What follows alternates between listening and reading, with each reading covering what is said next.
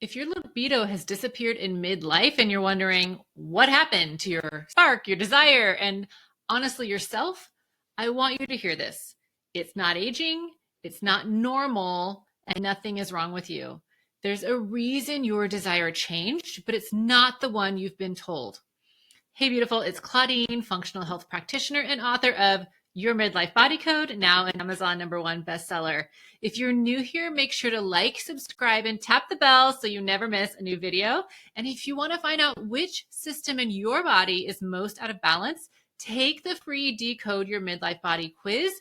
The link is right below this video. All right, let's decode libido in midlife. Now, I want to tell you a little bit of a story first. A woman that I worked with once sat across from me and said, my libido is gone and I don't know what's wrong with me. And the way she said it, quietly, almost ashamed, it's something I'll never forget. Now, she wasn't thriving, but she was trying. She was trying hard every single day. She was eating clean. She was meal prepping. She was going to the gym. She was on hormone therapy. She was taking supplements. She was doing everything right, and she still felt flat. Not just sexually, but also emotionally. She was disconnected from herself, disconnected from her body, disconnected from the part of her that used to feel alive. And she kept saying things like, I don't recognize myself anymore. I feel like I'm failing at everything, and I don't understand why nothing is working. And I could see it in her, that mix of exhaustion, frustration, and fear. But when we started peeling back the layers, the truth became pretty clear. Her libido wasn't the problem. It was the symptom. Okay. Her minerals were depleted. Her thyroid was slowing down. Her gut was inflamed. Her stomach acid was low. Her nervous system was stuck in chronic go mode. You know that mode. And she was carrying the mental and emotional load of her entire household. And so, of course, her desire crashed. How could it not? She didn't lose desire so much as that she lost capacity. And that's the moment her entire face changed, because she finally understood that this wasn't her fault. She wasn't broken and she wasn't alone. And if you're feeling this way too, you're not alone either. So let's talk about what libido actually is. Low libido is it's not about attraction. It's not about effort. It's not about hormones alone. Libido is a vital sign. It's a reflection of your whole system. Now, desire requires energy, feeling of safety, that capacity we were talking about, and presence. And if one of those drops, so does desire. Now, your libido is not betraying you when it's low. It's communicating with you. So let's talk about what libido is not, because I want to clear up some of these myths that are keeping women stuck. So libido is not aging. It's not just hormones. It's not always a relationship issue. It's not always a sign that you're not attracted to your partner. It's not something you should just expect in midlife. It's not something you need to push yourself through. And it's not something a pill can magically fix. And speaking of pills, yes, there's a new libido drug being marketed to women. And while I'm glad that women's health is finally being taken seriously, a pill cannot create desire in a body that is depleted, dysregulated, exhausted, inflamed, overwhelmed, or emotionally overloaded. Because libido is not a surface symptom. It is a systems symptom. So what do I mean by that? Let's talk about the root causes. So root cause number 1 is a nervous system stuck in overdrive. This is the number 1 reason midlife libido crashes, because your nervous system has two main states: go mode and rest and receive. You cannot feel desire in go mode. Your body just won't allow it. So if you're planning everyone's schedules, making all the decisions, carrying the emotional load, thinking 5 steps ahead, running on adrenaline, never turning off, your body shifts out of desire and into survival, right? This isn't just stress, it's physiological overload. Reason number 2 is mineral depletion. Now, almost every midlife woman I test is depleted in sodium, potassium, and magnesium. These minerals are really important because they run your nervous system, your energy levels, your thyroid, your mood, your hydration, your hormones. I told you, they're pretty important.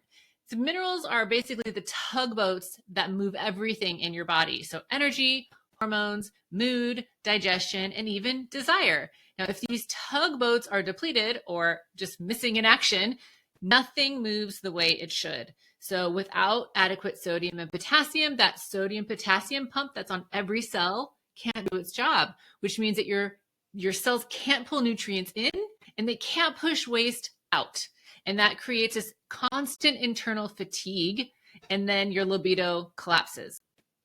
Number 3 is undereating and blood sugar instability. Now, this shocks a lot of people because most midlife women are unintentionally undereating, especially protein.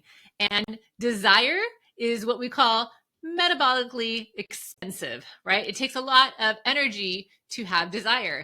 And if your body doesn't have enough fuel, it turns off anything that's non-essential, including libido. So low libido isn't a motivation issue, it's a fuel issue. Number 4 is thyroid shifts, even subtle ones. Now, your thyroid is like your internal speed regulator, right? So if it slows, everything slows. Digestion, energy, metabolism, mood, and yes, libido. And newsflash, you can have thyroid patterns that drastically impact libido, even if your thyroid labs look normal, right? Your body knows before the numbers do. Number 5 is hormone shifts. And this is a nuanced version because yes, hormones change in midlife. Progesterone drops. That means you have less calm, less emotional safety. When estrogen shifts, that means you can have more vaginal dryness, decreased blood flow to that area of the body. When testosterone dips, you can have lower desire and lower responsiveness. But here's the nuance most women never hear. Hormones are influenced by minerals, nourishment, thyroid health, and your nervous system. So if the foundation is depleted, these hormone changes hit harder. Number 6 is emotional load and mental bandwidth. So this one is massive because when your mind is carrying all the things, your body doesn't have anything left to give, including libido. So if you're the planner, the organizer, the emotional anchor, the scheduler, the problem solver, the rememberer, the one that everyone relies on, right?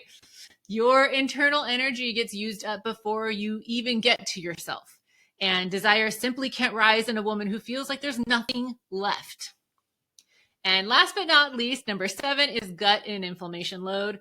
No one feels sensual or open and their gut feels bloated, inflamed, heavy, uncomfortable, right?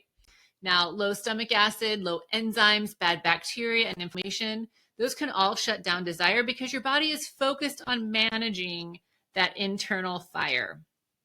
All right, so I've listed the causes. Now let's talk about what you can actually do. And newsflash, you don't need to push yourself or try harder. You need to support the systems underneath. So here's where to start. First is making sure you're eating 20 to 30 grams of protein per meal. Why? Because protein stabilizes blood sugar, it supports those hormones, and it boosts your energy and mood. So if you're underfueled, your body will never divert energy towards desire. Okay, so that's number 1. Number 2 is to rebuild those minerals. So finding ways to increase your body's sodium, potassium, and magnesium can drastically shift energy and therefore desire. So you can take an Epsom salt bath for magnesium absorption, and you can drink an adrenal cocktail each day to get those in, right? My favorite adrenal cocktail is a 1/4 teaspoon of Celtic salt, a 1/4 teaspoon of cream of tartar, and the juice of a half of a lemon in 4 cups of water. So that gives you your sodium, your potassium, and your vitamin C, which loves up on your adrenals.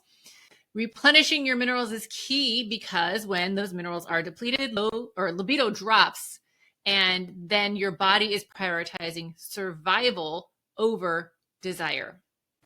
Third thing is supporting your stomach acid. So you can try digestive bitters, lemon water, apple cider vinegar, and definitely do some slow breathing before eating, also that you can help your digestive system activate properly, because healthy stomach acid drives hormone production, thyroid production, nutrient absorption, even your mood, all of which directly influence libido. The 4th thing you can do is to support that delicate vaginal tissue. So estriol or vaginal moisturizers can improve lubrication, blood flow, and comfort, because if intimacy is physically uncomfortable, desire naturally shuts down. So comfort creates that safety your body needs for desire to show up. The fifth thing you can do is to regulate your nervous system.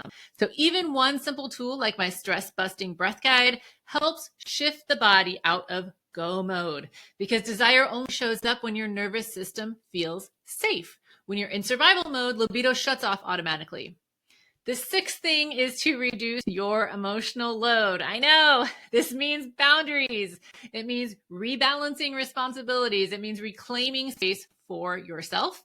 Because when your mental bandwidth is consumed by everything you're holding, your system has no capacity left for desire.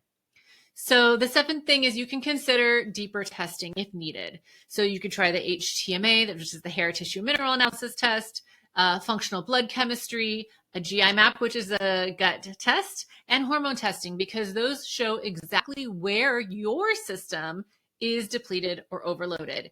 You don't necessarily need testing to feel better. It just simply clarifies which areas need deeper support for you so that you can progress further faster. So to bring this home, I want to be clear. Most women don't lose desire. They lose the conditions that allow desire to emerge. And when you nourish your body, support your minerals, regulate your nervous system, and lighten the emotional load, your libido returns, not because you forced it, but because your body finally has the capacity for pleasure, connection, and presence. If you want to go deeper into this topic, this week's blog breaks down the full truth about low libido in midlife and what your body actually needs to bring back your spark. The link is right below this video, so go check it out. And don't forget to take the Decode Your Midlife Body Quiz to find out which of your systems needs attention first. I'll see you in the next video.